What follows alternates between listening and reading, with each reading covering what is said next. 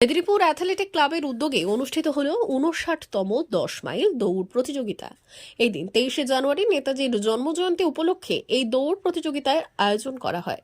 এই প্রতিযোগিতায় জেলা সহ ভিন জেলার ও ভিন রাজ্যে মিলিয়ে মোট ১৪০ জন প্রতিযোগী অংশগ্রহণ করেন।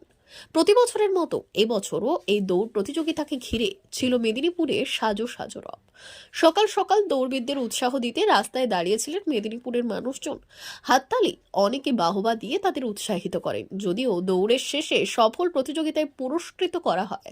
এই দৌড় শেষে প্রথম হয়েছেন তরুণ সংঘ ক্লাবের লোকেশ চৌধুরী, দ্বিতীয় হয়েছেন রঞ্জিত পাটেল, তৃতীয় হয়েছেন বজরং ক্লাবের আরিফ আলী। এই তিনজনেরই বাড়ি উত্তরপ্রদেশে। প্রথম পুরস্কার পান ৩০,০০০ টাকার নগদ, দ্বিতীয় ২০,০০০ টাকা এবং তৃতীয় বিজয়ী ১৫,০০০ টাকা।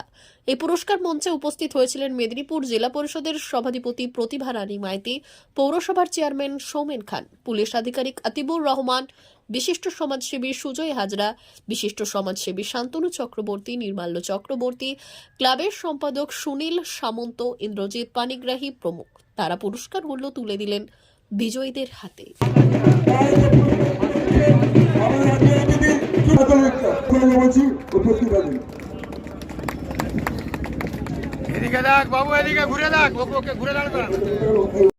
D news, Medinipur.